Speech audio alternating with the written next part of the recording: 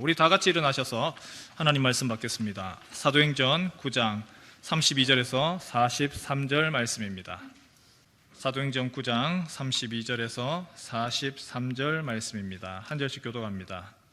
그때에 베드로가 사방으로 두루 다니다가 루다에 사는 성도들에게도 내려갔더니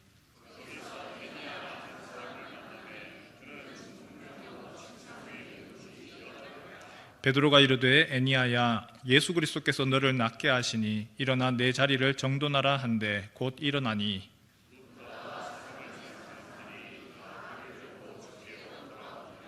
욥바에 다비다라 하는 여제자가 있으니 그 이름을 번역하면 도르가라 선행과 구제하는 일이 심히 많더니 루다가 욥바에서 가까운지라 제자들이 베드로가 거기 있음을 듣고 두 사람을 보내어 지체 말고 와달라고 간청하여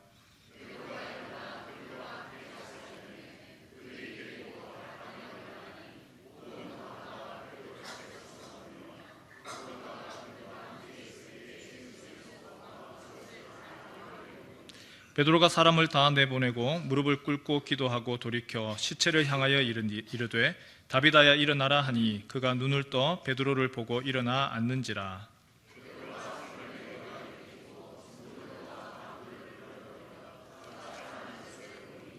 온 욥바 사람이 알고 많은 사람이 주를 믿더라. 베드로가 욥바에 여러 날 있어 시몬이라 하는 무두장이의 집에서 머무니라. 아멘. 예수님이 하나님 나라 사역을 하실 때에 예수님의 사역 전체 3년 반 동안의 사역을 세 가지로 요약을 합니다. 첫 번째는 무엇이냐? 가르치시고, 같이 한번 따라 하실래요? 가르치시고, 두 번째로는 전파하시고, 세 번째로는 치유하시고. 예수님 가는 곳마다 하나님 나라가 어떤 것인지 가르치셨습니다. 또 예수님께서는 하나님 나라에 대해서 전파하셨습니다. 모르는 사람들에게 알리는 전파하셨습니다. 그리고 예수님께서는 모든 병과 약한 것을 고치셨습니다. 병든 사람들, 귀신 들린 사람들, 약한 자들 치료하고 고치셨습니다. 치유라고 하는 말, 헬라어로는 테라피오라고 하는 말인데요, 신약 성경에 총 43회가 나타납니다.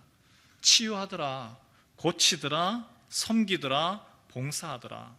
하나님 나라를 가르치실 때에 하나님 나라를 전파하시고 하나님 나라가 이런 곳이다 가르치시고, 그리고 하나님이 통치하실 때에 이런 일이 일어난다 회복으로서의 치유하셨습니다. 병을 고쳐주셨습니다.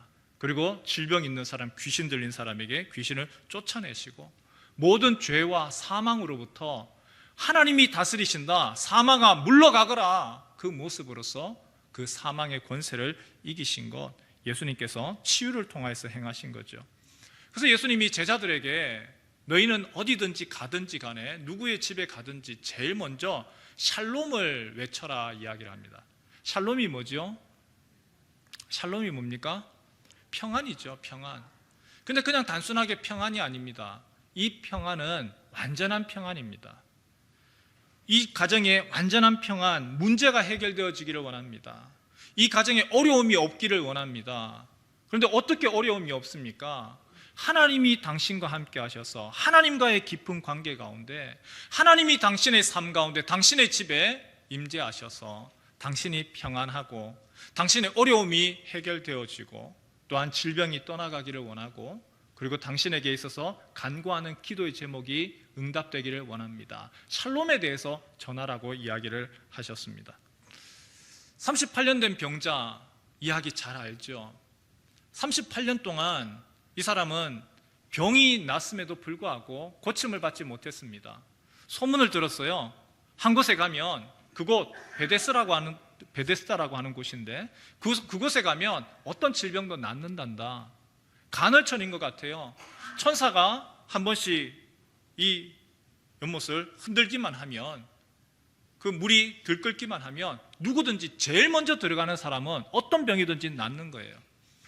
그런데 누구든지 낫는데 이 사람은 몸이 아프니까, 너무 오랫동안 지병이 있다 보니까 제일 먼저 들어가지를 못합니다. 그래서 또 다른 사람이, 누군가가 먼저 들어가 버리죠. 아픈 사람이 치료를 받아야 되는데 또 누군가가 그것을 앞서 나가니까 이 사람의 마음이 어떻겠습니까? 언제 왔는지 모르겠어요, 이 베데스다의 못에. 하지만 그의 마음에는 점점 불만과 원망, 섭섭함과 그리고 더 심각한 마음이 가졌는지도 모르겠습니다. 베데스다의 뜻이 무엇인지 아세요? 베데스다는요, 은혜의 집입니다. 베데스다는 자비의 전당입니다. 그런데 그 은혜와 자비가 누구에게 임하는 거죠? 물에 들어간 한 사람에게만 임합니다. 그러면 나머지 사람들은요? 나머지 사람들은 은혜가 없는 거예요. 여러분, 이것이 그때의 현실이고 오늘 우리의 현실이죠. 자비의 집에 자비가 없고 은혜가 있어야 되는 곳에 은혜가 없습니다. 그 사람 원망과 불만 가운데 있을 때에 예수님이 그를 찾아가셨습니다. 그리고 그에게 말씀하십니다. 내가 낫고자 하느냐? 그때 예수님, 나 고쳐주십시오가 아니라 그가 가지고 있던 원망과 불평을 예수님 앞에 내려놓기 시작을 합니다. 막 퍼붓습니다. 예수님이 그때 하시는 이야기가 있죠. 요한복음 5장 8절에 일어나 내 자리를 들고 걸어가라. 예수님은 네가 다른 사람들보다 경쟁해서 이기는 방식이 아니라 하나님이 너와 함께한다, 샬롬.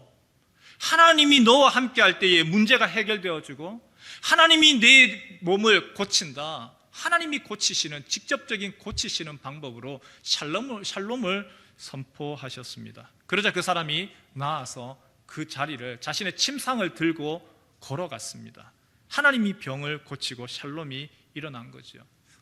오늘 우리가 많이 사용하는 테라피라고 하는 단어, 바로 앞에서 말씀드렸던 테라피오에서 나온 말입니다. 테라피라고 하는 거 육신의 치료만을 하는 것을 얘기하는 것이 아니죠. 참된 테라피, 참된 치유는 몸의 병만 고치는 것이 아니라 우리가 가지고 있던 그 마음의 병, 좀 더 정확히 이야기하면 우리의 영혼의 질병까지도 치유되어지는 것. 하나님께서 우리와 함께 하실 때, 하나님과의 깊은 관계가 올 때 하나님이 내가 너와 함께 하겠다, 그리고 내가 너의 문제를 안다, 내가 너의 아픔을 안다, 그 속에서 하나님이 치료하시는 게 그것이 진정한 치료이고 참된 샬롬, 완전한 평강이 이루어지는 겁니다. 예수님은 이 일들을 위하여서, 하나님 나라를 위하여서 제자들에게 능력을 주셨습니다. 마가복음 우리 같이 한번 볼까요? 마가복음 16장 15절에서 18절 말씀 앞에 나올 건데요, 제자들이 하나님 나라의 일을 가르치고 전파할 때에 우리 주님이 치유의 능력도 함께 주셨어요. 같이 한번 읽겠습니다. 시작.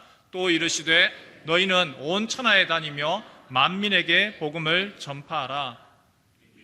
세례를 받는 사람은 구원을 얻을 것이요 믿지 않는 사람은 정죄를 받으리라. 믿는 자들에게는 이런 표적이 따르리니 곧 그들이 내 이름으로 귀신을 쫓아내며 새 방언을 말하며 뱀을 집어 올리며 무슨 독을 마실지라도 해를 받지 아니하며 병든 사람에게 손을 얹은즉 나으리라 하시더라. 너의 건강뿐만이 아니라 병든 사람에게 손을 얹은즉 나으리라. 안수죠. 오늘 읽은 사도행전 9장 32절 말씀에서부터 시작해서 11장까지는 우리 파워포인트 한번 보여주실래요? 또 다른 한 가지 사도행전에 있었던 이야기를 보여줍니다. 사울이 다메섹이라고 하는 곳에 가서 복음을 전하다가 그가 예수님을 만났죠. 예루살렘을 중심으로 할 때에 가운데 지점이죠, 북쪽이었습니다. 아주 저 위에 북쪽, 이방 땅이었죠. 빌립이 복음을 전했습니다. 빌립이 어디를 복음을 전했죠? 사마리아 땅, 바로 북쪽이었습니다. 또한 그 밑에 남쪽 광야에 가서 에티오피아 내시 그에게 복음을 전하고 그가 성경을 통해서 하나님의 말씀을 알고 세례를 받았습니다. 이번에는 어디죠? 바로 지중해 쪽인 서쪽입니다. 그 서쪽 지역에 루따라고 하는 곳, 요빠라고 하는 곳, 그리고 그 위에 있는 지역을 이제 복음을 전합니다. 베드로가 제일 먼저 찾아간 곳 루따입니다. 애니아라고 하는 사람이 나옵니다. 8년 동안 중풍병자로서 살았습니다. 이름을 보았을 때 애니아, 남자 같습니까? 여자 같습니까? 항상 보면 말하는 사람만 하고 안 하는 사람은 안 합니다. 애니아는 언뜻 들으면 여자 이름 같죠? 남자입니다. 유대인 남자입니다. 근데 8년 동안 중풍병을 앓았습니다. 전신에 마비가 있었습니다.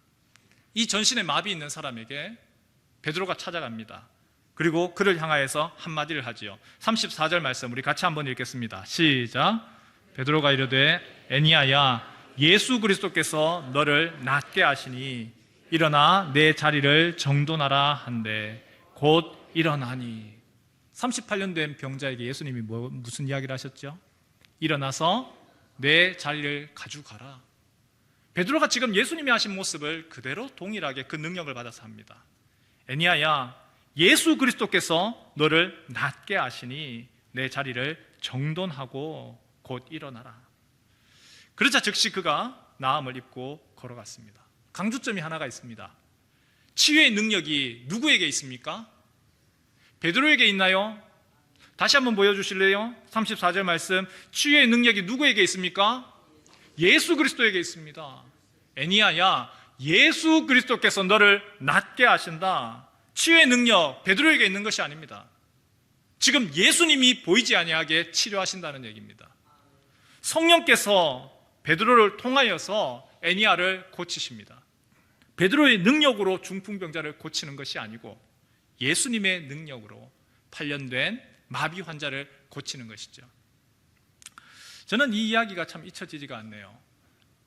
어떤 목회자가 하루를 마치고 예배당에 이제 문을 닫았습니다. 예배당 늦은 시간이 되어서 문을 닫았는데 문 밖에서 똑똑똑 노크를 합니다. 누구시죠? 늦은 밤인지는 알지만 잠시 기도하고 가도 되겠습니까? 여인의 얼굴이 보니까 너무 슬픔에 잠겨 있어서 예, 그렇게 하십시오 하고 문을 열어주었습니다. 여인이 예배당 앞에 자리에 앉더니만 그냥 우는 거예요. 다른 기도도 없이 그냥 꺼이꺼이 울기만 합니다. 그리고 목사님, 저를 위해서 기도해 주시겠습니까? 목사님이 무슨 기도를 할까? 그리고 그 여인에게 손을 얹고 기도합니다. 하나님은 보이지 않으시지만 내가 하나님의 귀가 되어서 당신의 기도를 듣고 내가 하나님의 손이 되어서 당신의 머리에 손을 얹고 기도합니다. 안수는요, 사람의 능력으로 하는 것이 아니고 그를 보내신 분 예수 그리스도의 능력으로 행하는 겁니다. 베드로가 8년 동안 걷지 못했던 애니야를 일으켜 세운 것, 수많은 사람들이 그러자 많은 사람들이 주님께로 돌아왔습니다. 여러분, 우리가 기억해야 될 것이 있죠. 치료의 목적이 무엇이 있죠? 우리가 치료를 위해서 기도합니다. 하나님, 나의 병든 몸을 고쳐주십시오. 주님, 나의 아픔을 고쳐주십시오. 그런데 조금 더 나아가서 치료의 목적이 주님, 내가 나를 고쳐주십시오만 있는 것이 아니고 주님께서 치료의 목적으로서 주신 한 가지가 더 있습니다. 그것은 무엇이냐면 그 치료를 통하여서 하나님, 내가 낫는 것으로 끝나는 것이 아니라 나를 통해서 주님이 일하시는 것을 보여주십시오. 하나님이 영광 받으십시오. 로마서 14장 7절에서 8절 말씀 우리 같이 한번 읽을까요? 시작. 우리 중에 누구든지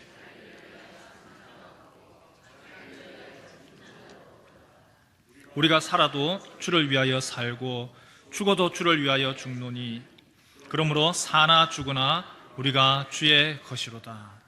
예수님이 제자들에게 왜 병 고치는 능력과 그리고 귀신을 쫓아내는 축사의 능력을 주셨죠?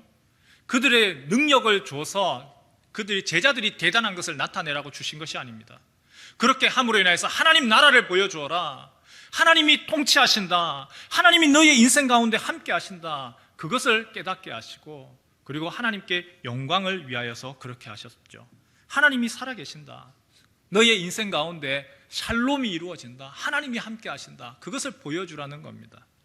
그래서 그리스도 안에서 우리는 어떤 존재냐? 죽은 자들이고 그리스도 안에서 다시 살아난 자들이고 사나 죽으나 그리고 나의 모든 것이 주님의 것입니다 고백하는 것이죠. 유튜브에서 혹시 천정은 자매라고 혹시 보신지 아시는 분 계십니까? 이분은요, 천정은 자매, 이분이 하는 아주 어마어마한 말이 있습니다. 암은 선물이다입니다.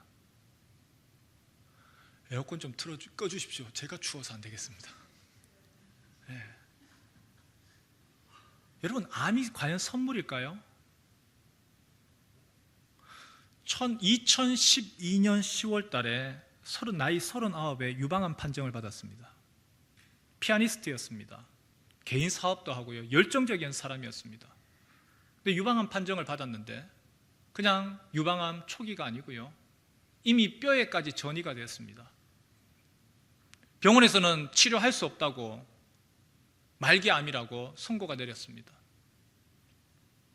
그런데 놀라운 일이 벌어지죠. 그 정은 자매를 아는 다른 분이, 지인분이 하는 첫 마디가 걱정하지 마. 너 살 수 있어. 내가 기도할게. 그리고 기도할게 그것으로 끝나는 것이 아니라 그분은요, 넌크리스찬이었어요. 예수님 몰라요. 근데 기도해 준다는 그 말은 고맙죠. 교회 가서 중보기도팀에게 이야기를 해서 쫙 소문이 다 났습니다. 기도하고 있으니까요. 그 얘기를 알고 난 후에 너무너무 싫은 거예요. 내 병, 이걸 왜 알리냐는 거죠. 근데 그렇게 본인이 화를 냈지만 그때부터 이상한 일이 벌어졌습니다. 조금씩 무언가 나아지는 것을 느꼈습니다.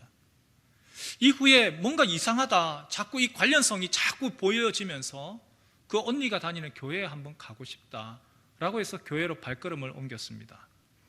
그리고 처음에 갔는데 그 천정은 씨가 제일 싫어하는 행동을 다 하더랍니다. 막 손들고 기도하고 뭐 하고, 처음에는 막 거부감이 너무 들었는데, 근데 이상하게 병원 갈 때마다 그 뼈에 전이 된 암이 점점 줄어들고 사라지는 거예요. 수술을 통해서 원래 제일 처음에 원발암까지 모두 제거가 다 되었습니다. 너무 기쁜 나머지 이 사람이 그제부터는 암 환자들에게 본인이 전도하기 시작을 했습니다. 하나님 살아계십니다. 당신 나을 수 있습니다. 포기하지 마세요. 그렇게 열심히 전도하고 암 환자들에게 특별히 전도를 했어요. 그러면 그 얘기를 들었던 많은 사람들이 나도 당신처럼 그렇게 낫고 싶어요. 나도 당신처럼 되고 싶어요. 그런데요, 수술 후에 1년 반 뒤에 사라졌던 암이 재발했습니다. 영상 한번 보실까요? 처음에는 너무 신기하다. 하나님이 하시니까 전도가 잘 되네. 정말 복음은 기쁜 소식이에요 하고 전하고 다녔는데, 사람들이 처음에는 나도 당신같이 되고 싶어요 하는 사람들 막 만나다가 처음으로 그분이 제 기억에는 3번째 재발하신 분이었어요. 그러니까 완전히 지휘어 계시는 상황이셨는데 저는 예수님이 살아계셔서 아무 문제 없다고. 근데 이분은 제 웃는 얼굴이 너무 싫었던 거죠. 본인은 울고 싶은데, 저도 암 환자였던 과거가 있으니까 동등하다고 생각했는데 이분 입장에서는 제가 동등하지 않은 거예요. 저는 지금 암이 없으니까. 거기서 갑자기 그 말이 저한테 위축이 딱 된 거죠. 너는 지금 암이 없으니까 그렇게 얘기하지. 다른 말을 했으면은 제가 또 이렇게 넘어갔을 텐데, 그 말이 갑자기 이 사람은 내가 자신의 아픔을 같이 해준다는 생각을 전혀 안 하는구나라는 걸 알게 되니까, 상처를 받은 그 사람 보고 제가 너무 되려도 상처가 되는 거예요. 저 사람이 나 때문에 오늘 하루 종일 기분이 더 나빴으면 못하게 할까? 나는 왜 여기 갔을까? 뭐 이런 생각 갑자기 순식간에 들어오더라고요. 그래서 갑자기 암 환자한테 가기가 싫어졌어요. 하나님한테 그 다음 날부터 기도할 때 하나님 저 가기 싫어요. 내가 암 환자가 지금은 아니라고 자기랑 틀리대요. 그럼 내가 어떻게 그 사람을 위로하겠어요? 저 이제 멀쩡해졌으니까 차라리 저 다른 사람한테 보내주세요. 안 아픈 사람. 저 정말 열심히 할게요. 처음엔 이렇게 기도하다가 갑자기 이거는 제가 그렇게 하고 싶은 마음이고, 하나님께서 저한테 계획해 놓으신 게 너를 살려놓은 이유는 암 환자한테 가게 하기 위함이야. 이게 하나님의 뜻이면 제발 제 마음을 고쳐주세요. 가게 해주시고 좀 도와주세요. 저는 못하겠어요. 이렇게 기도를 시작한 지 일주일째 되는 날 재발 소식을 들은 거예요. 하나님의 방법은 항상 혀를 찔렀기 때문에 제가 처음에는 두둥했죠. 처음에 저도 제발 이랬는데 고칠 수 없다는 거예요. 뼈에만 가가지고 선생님이 그냥 망연자실해서 같이 이거는 어떻게 할 수가 없는데 뭐 천잡에서 이러시니까 못 고친다고? 거기서 갑자기 하나님이 고치시는 거지 사람이 고치는 게 아니잖아요 생각이 들면서 혹시 그 기도 때문에? 저는 그때 그 생각이 확 든 거예요. 기도를 매일 했기 때문에 그 기도에 대한 응답은 항상 하나님께서 하나님의 타이밍에 꼭 응답을 주시니까 이게 응답이었어? 하긴 내가 암을 가지고 있으면 당당할 수 있잖아. 나도 암 환자인데요? 이러면 되는 거 아니야? 너무 잘 됐다. 진짜 그때는 그 생각밖에 안 났어요. 그래서 그날 바로 선생님한테도 너무 기쁘게 그러면 우리 이렇게 가는 거예요? 이렇게 하고 진짜 나왔는데 이제 간호사가 어마무시한 주의사항을 들고 나왔죠. 선생님이 이걸 전달하려고 했다고 하면서 주의사항은 내가 조금 지금 걸으면 큰일 나는 상황이야? 뭐 이렇게 알고 있지만 그때는 안 보이고 그냥 그때 못 걷고 누워있었다 남자한테 막 달려간 거예요. 나 이제 와 주님 나 너무 기뻐요. 막 이러면서 기뻐서 난 이제 전도할 수 있어요. 가가지고 그냥 나도 그 첫 마디가 나 당신한테 선물 가져왔어요. 이런 거예요. 나한테는 암이 선물이라는 고백을 했더니 하나님께서 넌 선물 받았으니까 또 이것도 선물로 받을 수 있을 거라고 믿어줘서 난 또 줬다. 나는 이거는 철이 나쁜 게 아니다. 왜냐면 하나님께서 하실 거니까 못 걷는 당신 마음을 내가 헤아리게 하려고 그러신 거다 분명히. 내가 두 발로 계속 걸어올 거라고. 우리 주님은 그렇게 일하시는 분이지 내가 막 힘들게 한 달이 막 질질 끌고 와가지고 당신한테 그렇게 안 하신다. 지금 다 듣고 계시니까 아마 그거 다 접수하셨을 거라고. 그냥 그러면서 이제 예수님 만나요. 1년 동안 잘 안 되던 분이었는데 되게 그때 막 울면서 아프지 마세요 막 이러는데 좀 괜찮아요. 근데 예수님은 꼭 만나야 돼요. 이렇게 얘기를 하고 이렇게 오고 그 다음부터 오히려 그렇게 기뻐하니까 암 환자들이 또 확 열린 거예요. 그래서 와 진짜 암이 선물이구나 더 실감한 게 내 고백을 그대로 믿어주시는 하나님, 나를 신뢰하시는 하나님, 내가 암을 선물이라고 기뻐했더니 우리 정은이는 암을 무서워하지 않고 선물 받는 아이니까 괜찮을 거야 하고 나를 믿어주신 거, 그냥 그렇게 생각하니까 오히려 더 가깝게 또 주님께서 내 기도를 또 어떻게 들으시고 또 어떻게 이렇게 응답도 이렇게 재미나게 하시지? 그냥 그러면서 통증을 만나기 전까지는 진짜 신나게 다시 다녔어요. 이분 지금도 암 앓고 있어요. 재발 이후에 2년 후에 폐에 림프절에 전이가 왔고요. 또 1년 후에는 경추뼈에 암이 전해졌고요. 지금은요 항암 치료를 무려 133회를 했습니다. 항암 치료 해보셨거나 아니면 가족들은 아시죠? 그게 얼마나 고통스럽고 괴로운지. 10번도 아니고요 50번도 아니고요 최근까지 지금도 하고 있습니다. 133번. 누군가 물어봤습니다. 항암치료 겁나지 않냐고, 무섭지 않냐고. 근데 이분이 하시는 얘기가 있습니다. 처음에는 무서웠답니다. 그게 너무 무섭고 두렵고 병원 한번 갔다 오면 정말 죽는 것 같고, 그런데 희한한 일이 계속해서 반복이 되더래요. 하나님이 그 항암치료가 하는데 오히려 은혜를 주시고 그때마다 말씀을 주시고 오히려 그때마다 견디게 하셨는데, 그거 끝나고 나면 꼭 만나야 될 한 귀한 영혼을 만난대요. 그리고 그 사람들에게 전하고, 그러면 그 사람이 또 예수님께로 돌아오고, 그 일들이 계속해서 반복되니까 내 아픈 것보다 또 이번에는 또 무엇을 하실까, 그걸 기대하게 되더라는 겁니다. 그래서 그 이유 때문에 이런 얘기를 했습니다. 암이 선물이라고. 그냥 한 얘기가 아니고 죽음이 소망이라고. 그래서 이분에게 붙은 수식어가 있습니다. 암을 갖고 살아가는 사명자, 암 환자들에게 파송된 특수 선교사. 우리 같이 한번 다시 로마서 말씀 한번 볼까요? 14장 7절 말씀, 8절 말씀요. 같이 한번 읽을까요? 시작. 우리 중에 누구든지 자기를 위하여 사는 자가 없고 자기를 위하여 죽는 자가 없도다. 우리가 살아도 주를 위하여 살고 죽어도 주를 위하여 죽나니 그러므로 사나 죽으나 우리가 주의 것이로다. 아멘. 오늘 사도행전에서는 또 다른 한 가지 더 이야기를 합니다. 루다에서의 애니아를 고친 베드로, 이번에는 욥바로 내려갑니다. 욥바 어떤 곳이냐 하면, 요나가 하나님이 너 니느웨로 가라 할 때 나 싫어요, 다시스로 갈게요 라고 내려왔던 항구 도시입니다. 그곳에서 욥바에 있는 사람들이 베드로를 찾아왔습니다. 베드로 선생님 빨리 좀 와주십시오. 빨리 와주십시오.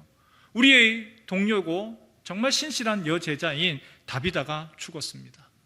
다비다라고 하는 여제자가 죽음을 맞이하니까 제자들이 장례를 치른 것이 아니고 그의 시신을 깨끗하게 씻기고 다락에다가 뉘었습니다. 그리고 베드로를 부릅니다. 마치 예수님이 나사로의 죽음 가운데서 연락을 받았던 것처럼 베드로를 불러서 빨리 와주십시오. 베드로가 도착을 하니까 다비다가 어떤 사람인지를 보여주는 거예요. 과부들을 위하여서 겉옷을 만들고 속옷을 만들고, 다비다라고 하는 사람 그냥 선행이 많습니다, 구제가 많습니다가 아니라 하나님을 깊이 아는 사람이고 하나님을 사랑하는 마음으로 그가 했던 선행과 구제를 보여주었습니다.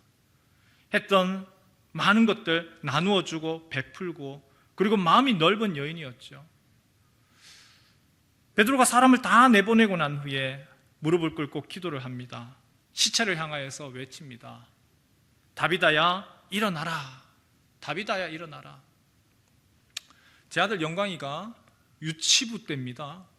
성경 동화 구연대회를 했는데 그때 했던 동화가 무엇이냐면 소녀야 일어나라였습니다. 그 내용 아시죠? 유치부 때니까 말도 혀도 안 돌아가지고 소녀야 일어나라 했습니다. 아람어로는 어떻게 되죠? 달리다 쿰이 무엇이냐면은 일어나라고요. 달리다는 소녀야입니다. 달리다 쿰. 베드로가 지금 다비다에게는 뭐라고 이야기하죠? 다비다 쿰 일어나라. 우리 같이 한번 해볼까요? 다비다 쿰. 예, 다시 일어나라. 그런데요, 성경에 보니까 성경을 지금은 인쇄소에서 인쇄를 하지만 예전에는 성경을 하나하나 필사를 했어요. 다 베꼈었습니다. 그래서 성경마다서 어떤 것은 완전히 같기도 하고 사람이 하다 보니까 약간 다른 것이 있죠. 어떤 사본에 보면 이렇게 되어 있습니다. 다비다야, 주 예수의 이름으로 명하노니 일어나라. 무엇이 들어가 있죠? 주 예수의 이름으로. 애니야를 고친 것도 베드로의 능력이 아니라 예수님의 능력이라면 지금 다비다를 일으키는 것도 베드로의 능력이 아니라 예수님의 능력이라는 겁니다. 여러분, 오늘 본문을 볼 때 우리가 기억해야 될 부분이 하나가 있습니다. 한 번씩 뉴스에서 이런 뉴스를 보지요.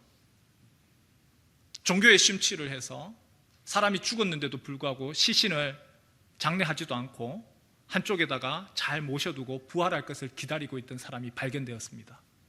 오늘 성경 얘기가 우리는 죽지만 부활할 겁니다.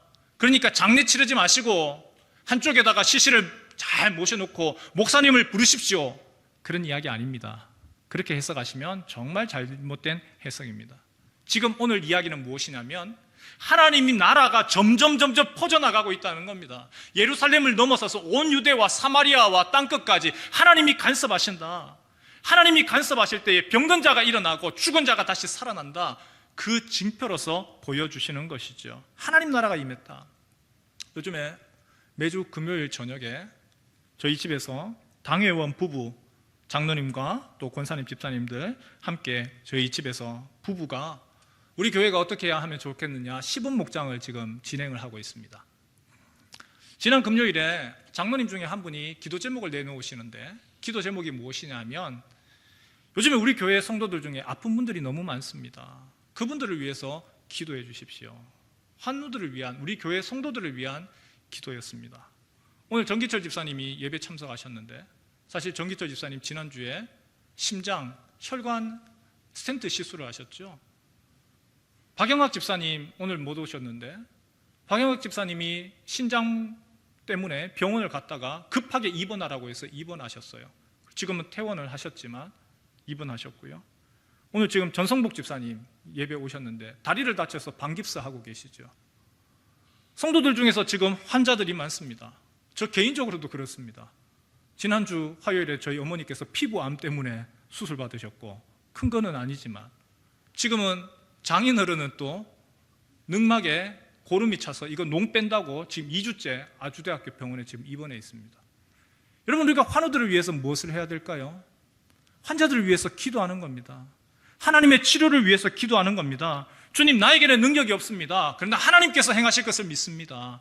우리가 환우들을 위해서 기도하고 하나님 그들에게 샬롬을 허락해 주십시오. 단순하게 육체적인 치료뿐만이 아니라 하나님께서 마음의 평안도 허락해 주시고 영혼도 고쳐주옵소서. 내 능력으로 할 수 있는 것이 아니라 예수의 이름으로 합니다.